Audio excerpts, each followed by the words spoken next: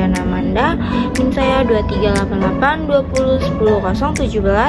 Saya dari Universitas Muhammadiyah Tangerang, Prodi Pendidikan Bahasa dan Sastra Indonesia.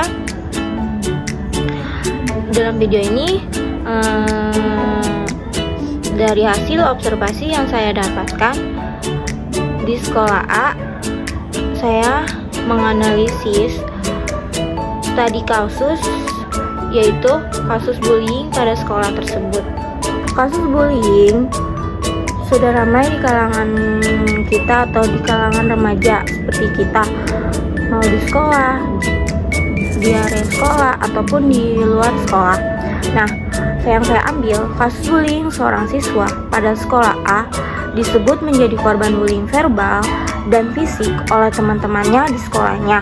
Siswa ini sering diejek karena penampilan fisiknya yang kurang rapi dan direndahkan di depan teman-temannya. Perilaku ini berlangsung selama beberapa minggu tanpa tindakan dari pihak sekolah. Rincian dari permasalahan di kasus bullying yang saya dapatkan, sekolah sekelompokan siswa domisilin kelas ataupun lingkungan sekolah, yaitu selalu membuli siswa ini karena siswa ini memiliki kepribadian tertutup, kurang percaya diri, atau dianggap berbeda dari teman-teman lainnya. Terus, kekurangan pengawasan guru atau mengabaikan terhadap perilaku siswa yang membulinya siswa tersebut di sekolah. Dapat dari awal bullying ini dapat menentukan prestasi siswa tersebut di akademi dan kurang percaya diri dan enggan tidak mau bersekolah. Sebab akibat dari kasus bullying ini, sebabnya ketidakhadiran program pendidikan anti-bullying di sekolah, rendahnya kepedulian lingkungan terhadap perilaku bullying, dan faktor-faktor seperti kurangnya pengawasan orang tua ataupun perhatian orang tua di lingkungan rumah, dan juga kurangnya dukungan orang tua terhadap anak tersebut. Nah, sedangkan akibat siswa ini mengalami trauma psikologis seperti stres, depresi, ataupun bahkan keinginan untuk bunuh diri, penurunan prestasi akademik, dan motivasi belajar siswa tersebut kurang atau rendah. Sedangkan perilaku dari bullying ini bisa terbiasa dari perilaku negatif dan melanjutkan bullyingnya di masa depan. Nah, jika masalah bullying ini tidak dapat diatasi, siswa ini dapat mengalami gangguan mental jangka panjang seperti gangguan kecemasan atau depresi yang berlebihan. Sekolah juga dapat kehilangan reputasi jika kasus ini diketahui oleh publik. Lingkungan sekolah menjadi tidak aman dan merusak intiman belajar pada siswa lainnya. Perilaku dapat menjadi lebih agresif dan berpotensi melakukan kejahatan yang lebih besar di masa depan. Nah, jika akibat konselor lalai dalam menangani kasus bullying ini, korban merasa tidak memiliki tempat untuk berbicara dan semakin kehilangan kepercayaan diri. Masalahnya akan semakin memburuk karena tidak ada solusi tindakan preventif. Orang tua korban juga bisa menuntut pihak sekolah karena dianggap lalai. Konselor dapat dianggap tidak kompeten atau kehilangan kepercayaan dari pihak sekolah dan siswa. Kategori kasus dalam bullying ini kasus berat. Terdapat kasus berat karena dampaknya mempengaruhi kesehatan mental terhadap siswa, sosial, dan akademik korban secara signifikan atau nyata. Bullying juga bisa menciptakan pola perilaku yang tidak wajar dalam jangka panjang. Prosedur dari studi kasus ini yaitu kita harus mempelajari laporan observasi, kita mengumpulkan catatan perilaku korban dan perilaku dari guru atau pihak terkait, memahami pola kejadian bullying, waktu dan tempat. Selanjutnya, mempelajari autobiografi anak bermasalah, yaitu seperti membaca, meminta anak menulis pengalamannya secara pribadi dan fokus pada emosi dan pikiran yang dialami oleh korban. Selanjutnya kita mempelajari cerita tentang anak tersebut, mendengarkan kesaksian teman-teman sebayanya atau guru tentang interaksi sosial anak di sekolah, menilai dinamika realisasi anak di lingkungan sekolah. Mempelajari tingkah laku anak, kita mengamati perubahan perilaku seperti menarik dirinya menjadi agresif atau terlihat stres, seperti catatan personal anak terhadap situasi tertentu seperti interaksi sosialnya di lingkungan sekolah tersebut. Selanjutnya kita mempelajari himpunan data atau konferensi kasus bullying ini. Kita mengkaji data insiden dari guru-guru atau laporan resmi dari sekolah, melihat rekaman jejak anak terkait konflik yang pernah terjadi di sebelumnya. Selanjutnya kita mempelajari dengan wawancara. Nah, kita wawancara korban untuk memahami perasaan dan kebutuhan anak.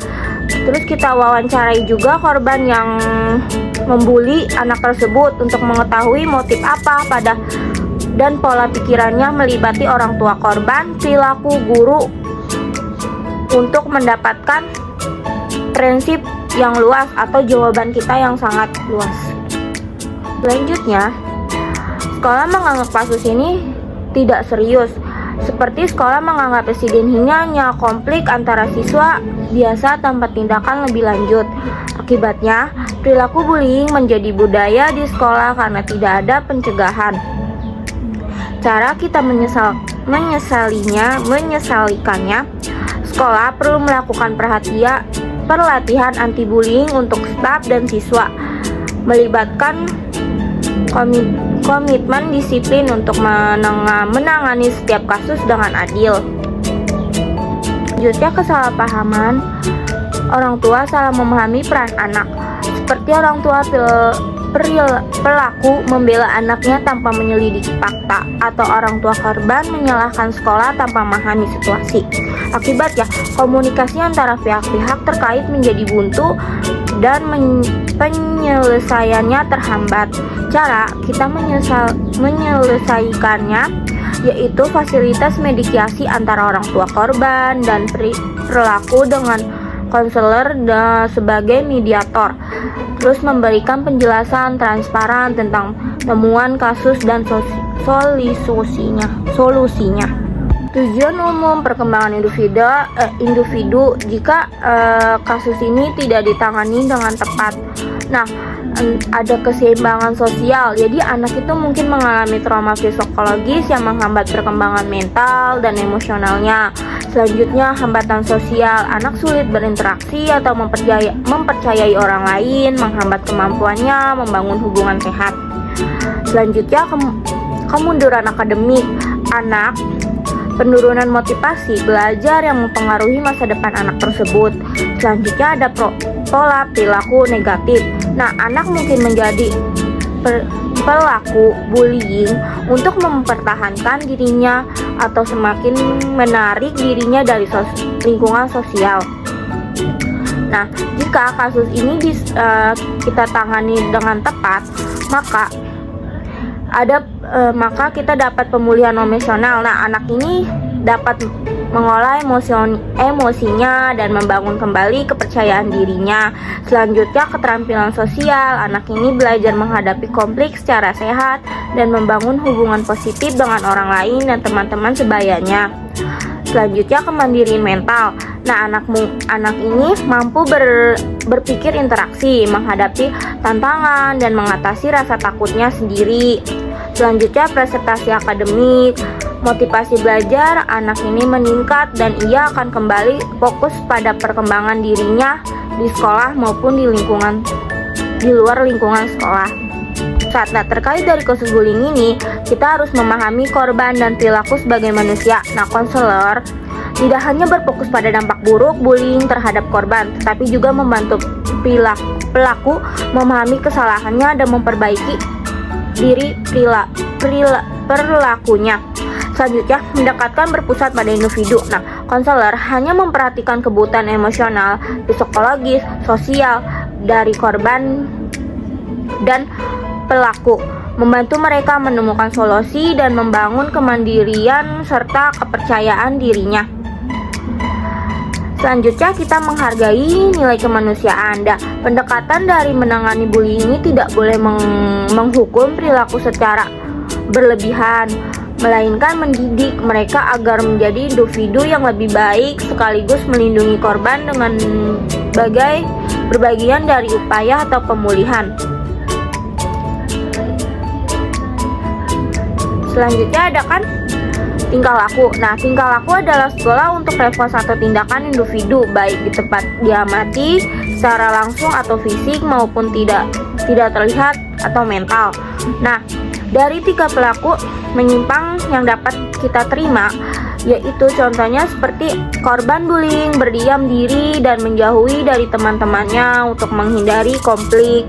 Anak menginspirasi emosinya dengan menangis atau meminta bantuan kepada guru. Keteryakannya tidak merugikan pihak lain, memiliki tujuan defensi atau melindungi dirinya dari kasus bullying, dapat dipahami sebagai respon wajar terhadap situasi sulit. Tingkah laku yang tidak bisa kita terima, contohnya kayak perilaku bullying menggunakan kekerasan fisik atau verbal untuk menyakiti korban seperti mendorong, mengejek. Terus korban membalas bullying dengan tindakan agresif juga yang sama atau lebih buruk dari perilaku bullying tersebut.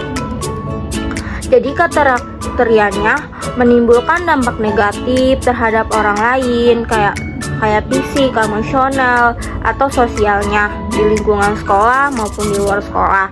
Selanjutnya memperburuk situasi dan hubungan antara individu seperti teman-teman lainnya.